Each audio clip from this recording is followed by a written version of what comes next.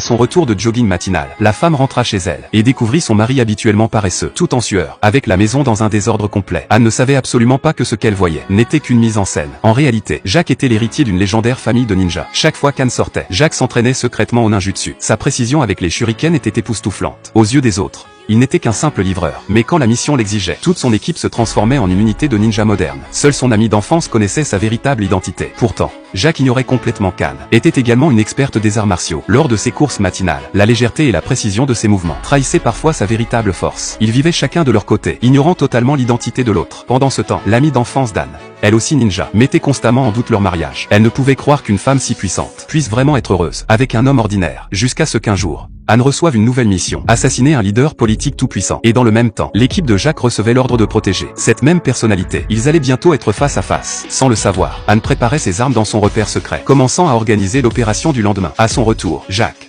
apparemment détendu, était absorbé par ses jeux vidéo et lui demanda distraitement de cuisiner. Elle cuisina en silence, avec effort, mais il refusa même d'y goûter, prétendant avoir déjà mangé du curry au déjeuner. Cela épuisa complètement sa patience. Pire encore, Jacques utilisa ses livres d'enfance comme pied de table, ce qui déclencha une violente dispute. Épuisé par la monotonie de la vie, les souvenirs affluèrent à Jacques. Il se rappela qu'ils avaient été l'un pour l'autre les personnes les plus importantes. C'est alors qu'il réalisa que les livres abîmés étaient les objets les plus précieux pour Anne. En s'excusant, il lui dit « Revivons nos souvenirs. Retournons dans ce restaurant où tout a commencé. » Dans ses yeux, Anne retrouva l'étincelle d'amour d'autrefois. Ils convinrent de se rencontrer à 7 heures. Mais dans l'après-midi, Anne lança son opération secrète. Elle envoya un drone dans la résidence du leader. Cependant, le faible bourdonnement attira l'attention de Jacques. Il lança instantanément un shuriken, et le drone s'écrasa au sol. Anne ne comprenait pas pourquoi le drone était tombé. Elle ignorait complètement que c'était son propre mari qui l'avait abattu. La sécurité de la propriété fut immédiatement renforcée, et toute la zone passa en état d'alerte maximale. Le dîner de Jacques fut annulé. Anne attendit toute la nuit son retour. Quand il ne revint pas, elle, le cœur brisé, jeta les papiers du divorce sur la table, et partit. Pendant 4 jours entiers, Anne ignora tous les appels. Les espoirs de Jacques s'effondrèrent peu à peu, puis la situation dégénéra complètement. Des ennemis mystérieux attaquèrent la résidence du leader, et toute l'équipe se dispersa en un instant. Jacques lança un shuriken, mais l'attaquant l'esquiva agilement, et disparut dans la nuit.